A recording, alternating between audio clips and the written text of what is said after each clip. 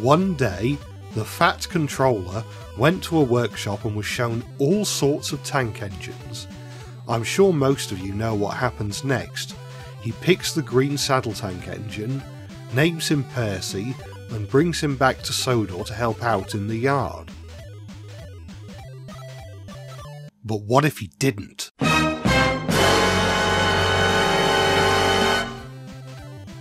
What if, instead, he bought one of the other 4 engines we see in this illustration? Let's find out using the power of drawing.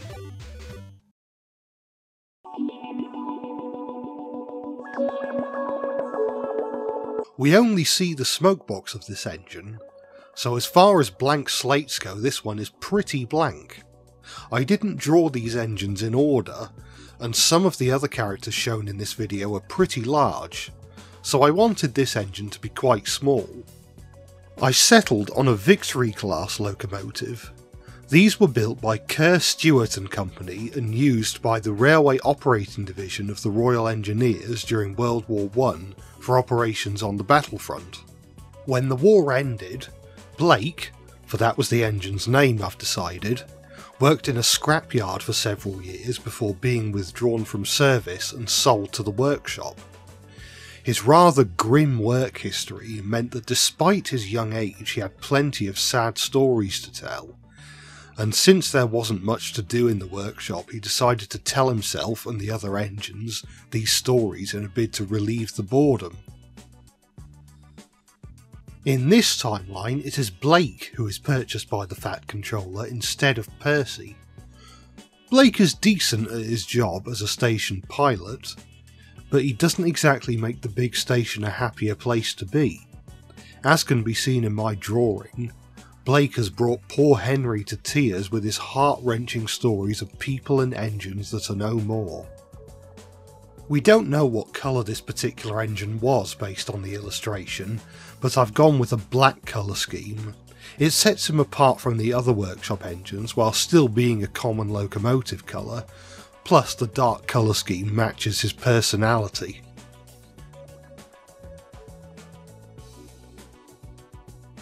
I'll admit that when I first decided to base Blake on a Victory class, I didn't plan to include the Railway Operating Division in his story.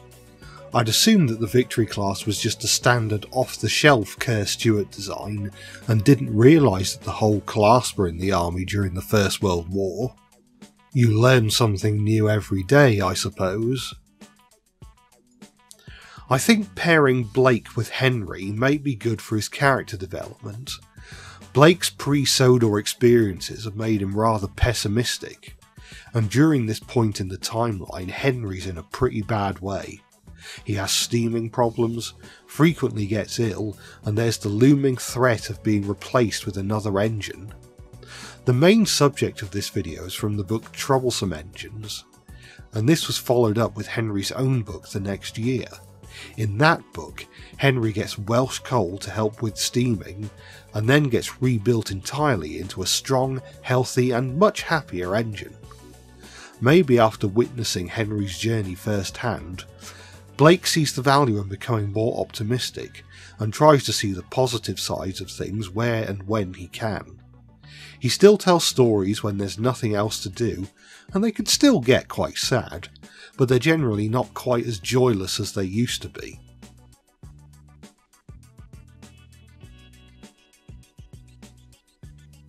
With all that said, here's the original illustration, and here is my take.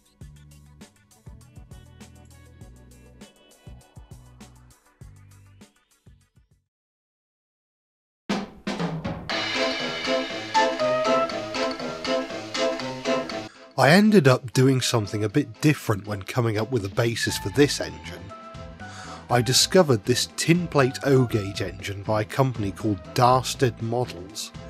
It's not directly based on a real engine, but it's a general representation of a 262 tank from the early 20th century.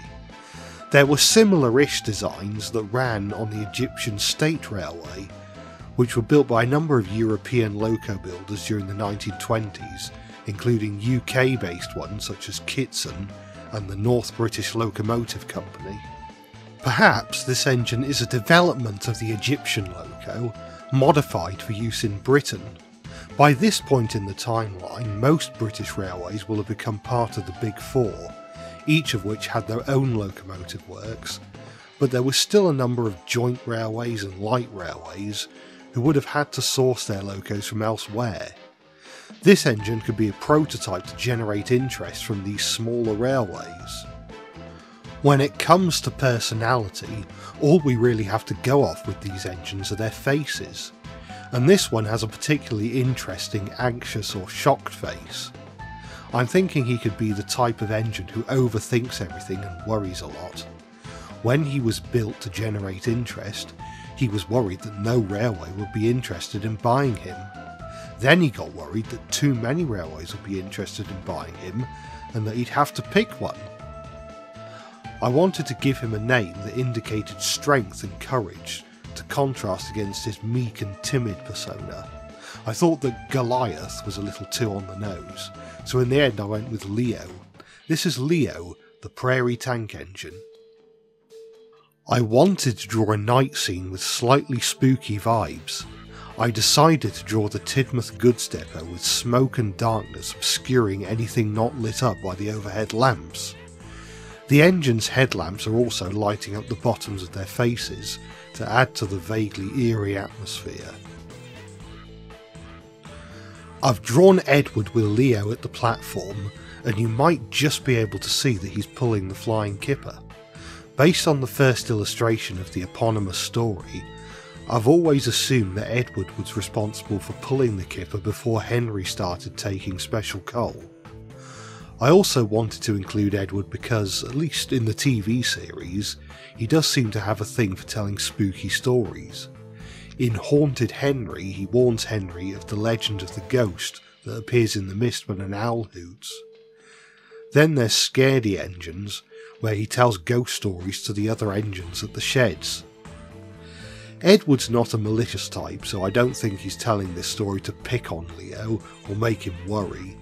It's just something that he enjoys doing. After Edward departs with the kipper, Leo is left alone in the cold, dark goods depot, mulling over Edward's ghost story. Then maybe Leo is faced with something that puts his bravery, or lack thereof, to the test, such as thieves breaking into the depot, and he has to put his worries aside to put them in their place. I suppose that would mean his courageous sounding name isn't actually as ironic as we all thought. And so, here's the original illustration of the engine, and here's how I've interpreted him.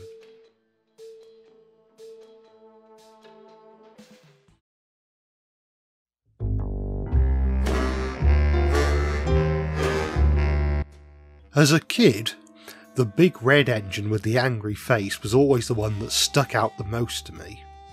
Getting a huge engine like that to shunt coaches and trucks in the yard seems like overkill of the highest order. Part of me wishes that's what happened, just because it would be really funny.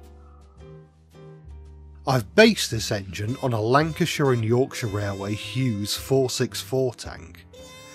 This engine's tanks are much shorter than the boiler, which explains why we can't see them in the illustration. I say these are Lancashire and Yorkshire engines, but in reality they weren't completed until after the grouping of the railways in 1923, so by technicality they are LMS original designs. Only one batch of these were ever built, but further batches were ordered. One batch ended up being delivered as tender engines, whilst another was cancelled. Perhaps this engine was part of the cancelled batch. Maybe he was completed before the order was cancelled and sold off to the workshop. Or maybe he was half finished, then bought by another loco builder who finished building him using the parts they had available.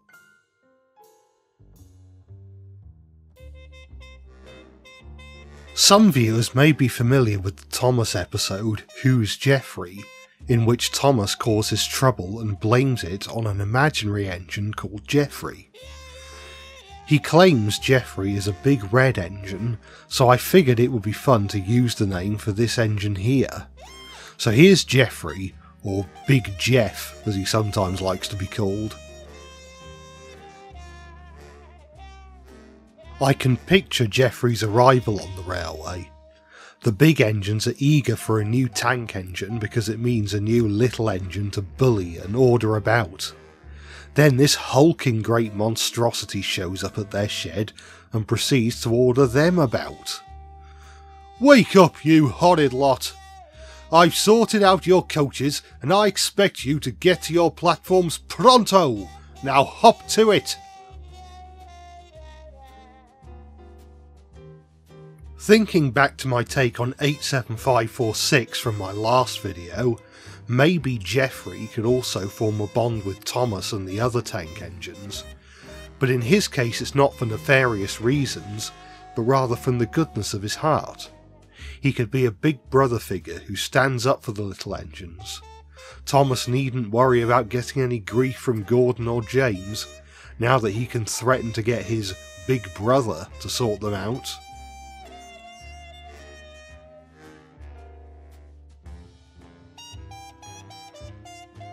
And so, here's how he appeared in the original book, and here is my take on him.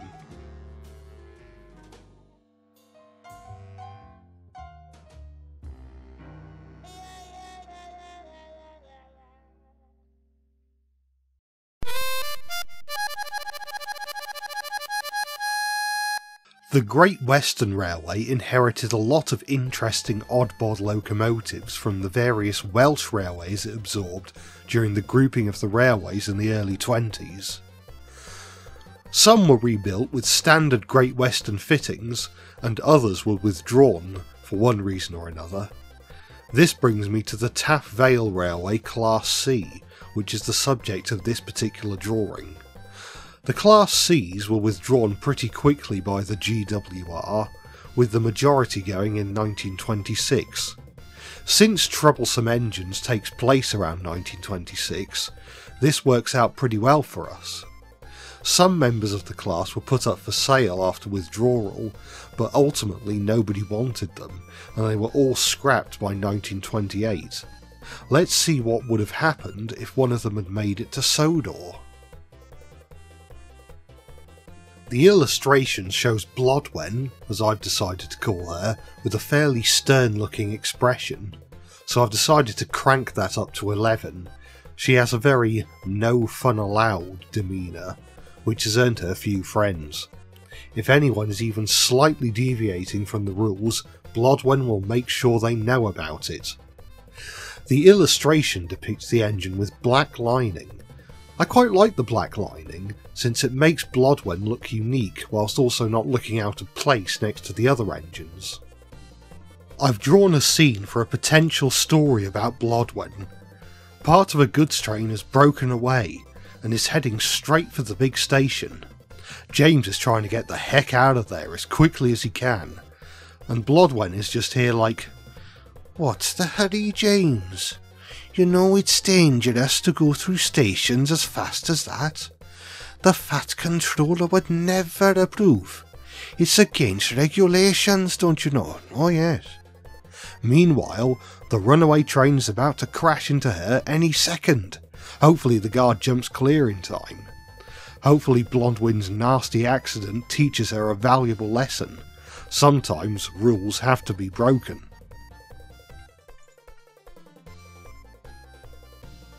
With all that said, here is the engine as she originally looked.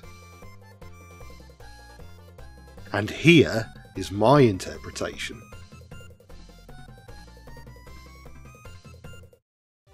As interesting as it was to examine these four engines, I'm glad we got Percy. He's a very entertaining character and has starred in a good number of great stories, both in the books and the show. But with all that said and done, there was a glimpse of how Sodor may have looked if the Fat Controller had bought another engine instead. Which one was your favourite? Would you have interpreted these engines differently? Make sure to comment down below and subscribe for more.